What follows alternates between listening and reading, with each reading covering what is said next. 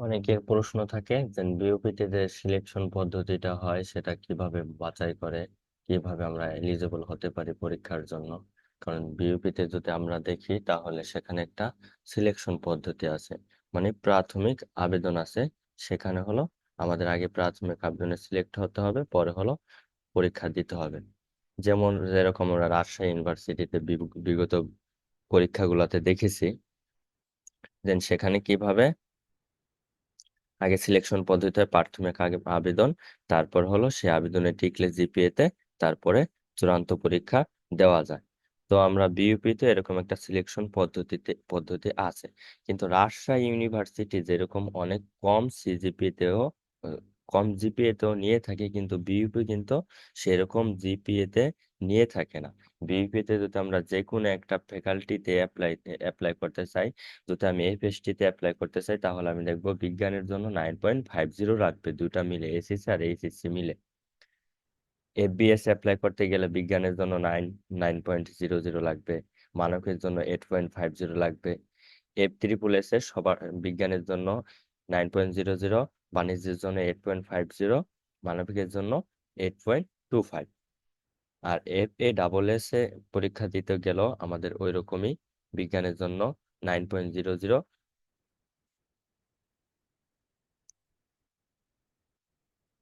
মানবিকের জন্য 8.50, বাণিজ্যের জন্য 8.00, এরকম হলো লাগে। তো এখানে সিলেকশন পদ্ধতি হয়, এবং কি এখানে হলো রাজশাহীতে যেমন আমাদের সিলেকশন পদ্ধতি প্রাথমিক আবেদনের ফি মাত্র 55 টাকা ছিল গতবার, কিন্তু বিইউপিতে কিন্তু একবারে আবেদন হয়, এই আবেদন হলো 1100 টাকা। মানে তুমি যদি এলিজিবল না হও পরীক্ষার জন্য, সিলেকশনে তুমি না টিকো, তাহলে তোমার 1100 টাকাই মানে আর ফেরত পাবে না। রাজশাহীতে যেমন মাত্র 55 টাকা থাকে।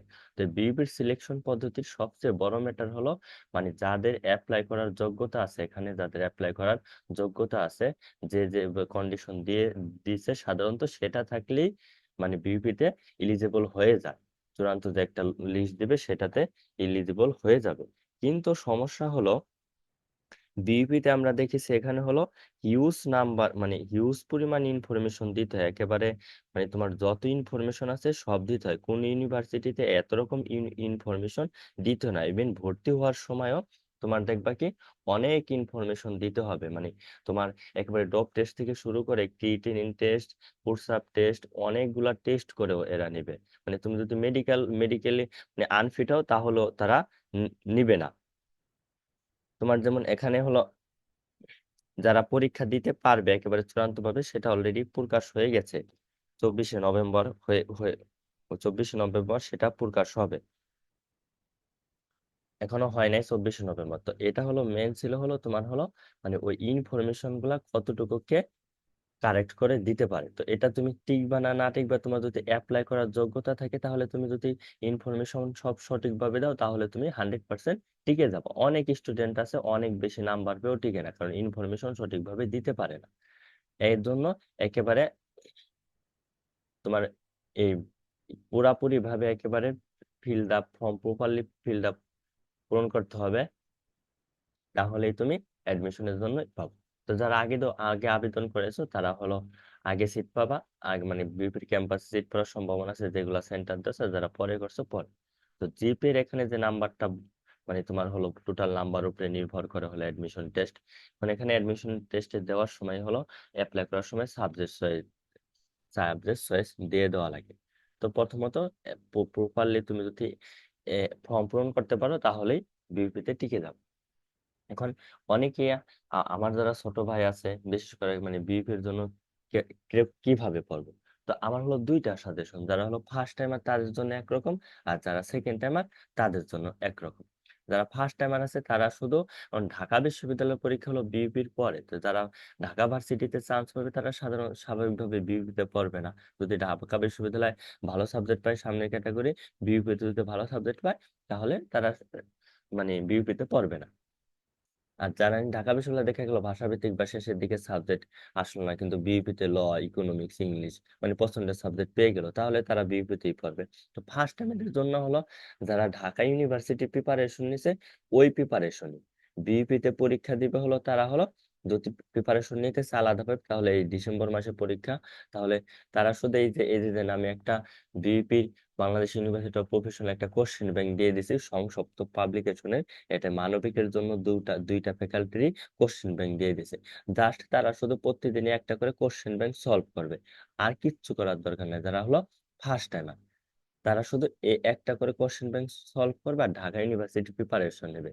আর সব এখানে তো ইংলিশের কোশ্চেন হয়, সবাই জানে। এটা হলো ফার্স্ট টাইম ঢাকা ইউনিভার্সিটির প্রিপারেশন, জাস্ট এই কোশ্চেন ব্যাংকটা সলভ মানে দেখবা, আর কিছু না। কিন্তু যারা সেকেন্ড টাইম পরীক্ষা দিবে তাদের জন্য হলো মানে সেকেন্ড টাইম দিলে, যারা বিউপিতে দিবে, বিউপিতে যদি তাদের চান্স হয়ে যায়, তাহলে বিউপিতে কি হবে, অনেক বড় মানে মানে 1 বছর যে লস সেটা পুষিয়ে নেওয়া যাবে। যেমন এই যে যারা 2023-24 সেশনে ভর্তি হয়েছে, তাদের অলরেডি এক সেমিস্টার শেষ, এদের 3 দিন আগে রেজাল্ট দিছে। আর অন্য ইউনিভার্সিটিতে, অনেক ইউনিভার্সিটিতে আছে এখন পর্যন্ত ক্লাসই শুরু হয় নাই, আর এখানে এক সেমিস্টার শেষ। তো যারা সেকেন্ড টাইম দিবে, এই যে আর মানে 20-22 দিন আছে, এই 20-22 দিন তো এই কোশ্চেন ব্যাংক সলভ করবেই। এই কোশ্চেন ব্যাংকের সাথে মানে এই রিলেটেড অনেক প্রশ্ন দেওয়া আছে, সেগুলো সলভ করে ফেলবে।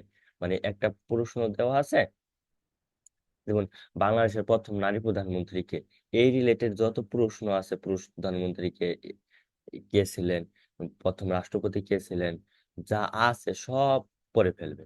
একটা প্রশ্ন আসছে, দ্বিতীয় বিশ্বযুদ্ধ কত সালে শেষ হয়, তো ওই দ্বিতীয় বিশ্বযুদ্ধ নিয়ে যা আছে সব পড়ে ফেলবে। ইংলিশও সে এরকম, ভার্ব থেকে একটা রাইট ফর্ম আসছে, ভার্ব থেকে প্রশ্ন আসছে, রাইট ফর্ম অফ ভার্ব থেকে সব রিলেটেড শেষ করে ফেলবে। সাধারণ জ্ঞান, বাংলা একটা সমাজ থেকে প্রশ্ন আসছে, ওই রিলেটেড সমাজ, যেমন কর্মধারায় সমাস আসছে, মহানবী কোন সমাস, তাহলে মহানবী রিলেটেড যত সমাস আছে সব সে কর্মধারয় সমাসে সব সলভ করে ফেলবে তারা সেকেন্ড টাইম। সেকেন্ড টাইমে কোশ্চেন ব্যাংক সলভ করতে হবে, পাশাপাশি ওই রিলেটেড যত প্রশ্ন আছে সব জায়গা থেকে পড়তে হবে, তাহলেই পাবা। এটা হলো সেকেন্ড টাইমের জন্য পরামর্শ। তারা সেকেন্ড টাইম বিউপিতে পড়তে ইচ্ছুক, তাদের এই দিন অনেক শ্রম দিতে হবে। আর এখানে দেখো, যেহেতু একটা টোটাল নাম্বারের একটা এসএস আর এইচএস এর 45% নাম্বার, তো যাদের এসএস এবং এইচএস এর রেজাল্ট ভালো আছে, তারা যদি একটু পরিশ্রম করে তাহলে পাবে। আর একটা এখানে বেনিফিট হলো কি, বিউপিতে ওয়েটিং থেকে অনেক পরে, অনেক দূর থেকেও টানবে। কারণ হলো, এখানে হলো ওই তো সবার আগে প্রশ্ন হয় ও পরীক্ষা হয়, অনেকে ঢাকা বিশ্ববিদ্যালয়ে চলে যায়, রাজশাহী, চট্টগ্রাম, এভাবে হলো চলে যায়। এর জন্য হলো কি, এখানে অনেক বেশি ওয়েটিং থেকে টানবে, দেখা যাবে অনেক। এর জন্য হলো সিটও যদি কম সংখ্যক হয়, কিন্তু লাস্টে অনেক বেশি ওয়েটিং ঠিক থাকে। এর জন্য সবাই যদি মেন্টালি প্রিপারেশনে মোটামুটি পরীক্ষাটা ভালো দিতে পারে, দেখা যাবে কি চান্স হয়ে যাবে। তো আমি এখন সিদ্ধান্ত নিয়েছি, পরবর্তীতে আমি মানে কয়েকটা দিন কয়েকটা কোশ্চেন ব্যাংক সলভ করাবো, যাতে বিউপিতে যারা পরীক্ষা দিতে ইচ্ছুক তাদের একটু হলেও যেন ধারণা পেতে পারে কিভাবে পড়তে হবে, কিভাবে কি করতে হবে।